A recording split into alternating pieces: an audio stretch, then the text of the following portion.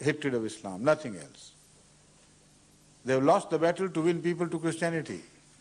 But if the hatred to Islam can bring them back to their banner, why not? And they are respected and heard with deep reverence whenever they speak on the international issues with relation to the measures against Islam. They conspire. And this organization is so so powerful and so actively monitoring the world affairs that the cunning devices they employ are amazing sometimes. Ahmadiyya Jamaat is a small entity, I know. As far as the Western viewpoint is concerned, we may be considered as nothing. But this is not their viewpoint. This is the viewpoint of stupid people who consider us small and meaningless. They're not stupid, whatever they are. They take note of us.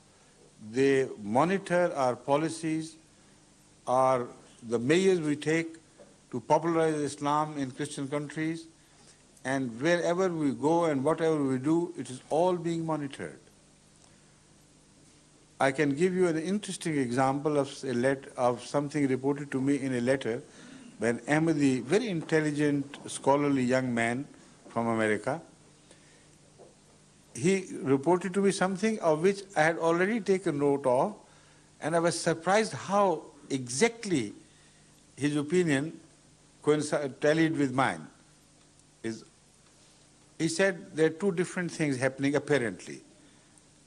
There is a book by a scholar trained in a university written almost entirely against Ahmadiyya view of what happened to Jesus. He says there is no proof, it's all fake, stupid Germans and stupid this and that are following. I have examined the case. There is no ground at all whatsoever to believe that Jesus migrated to Kashmir. And their claim that Kashmir is the place is given a lie also because there's so many other things reported elsewhere about this man went there and that man went there. So they poo-poo and discard all the arguments of Ahmadiyyat as a group of arguments meaningless. And another book is published in Japan claiming that there is every evidence that Jesus' tomb is found here in Japan. And both by Christian organizations. Imagine. So he said, first I thought it was accidental, and then when I studied both, then I was left with no doubt that it was a link, there was a chain, universal chain of Christian ploys to discredit Ahmadiyya views. And one thing is published in one book in the name of a scholar, and in response, as if this is actually exactly what was happening, another book is published in Tokyo supporting this view and confusing the entire issue of Jesus' migration. So I have put Ahmadis on to this in Japan as well, who will pursue the matter and will not leave it until they analyze it threadbare and present the hard facts. Those sorts of, the so-called evidence they present in case of Jesus' tomb in Japan, I once read it long ago, is so hollow and meaningless. Absolutely not worth any attention, any second look. And they are highlighting it, the Christians. They are not writing it by way of criticism. They are supporting it, knowing that nobody would believe it. But when they give it extra prop and support it, then what would happen is the Ahmadiyya view will be damaged and diminished in comparison to this. All right, if such hocus pocus is believed in about Jews in Japan, why not in Kashmir?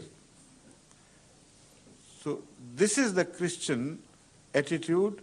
Most of the Christian common people do not know what's happening. It's happening right at the top. A few crooked minds are planning. And if you read Masih Maud's comments on Christian leaders while discussing the issue of Antichrist, he said people don't know why the Holy Prophet named them as Antichrist unless they know, they study their diplomacy, their cunning ploys against Islam and their conspiracies. They don't know exactly what they are. Apparently they are good people, innocent people who preach humane values, do this, be kind to the poor. But when it comes to plotting against Islam, then wolves can be less cruel than they are. And this is exactly what Hadhrat Mirza has inferred from his study. The same people today. It is not Christianity, I assure you. It's the hatred or fear of Islam which unites them with the politicians. Some among them would be maybe naive enough to believe in the distorted concept of Christianity, which, of course, no sane man can believe as it is presented.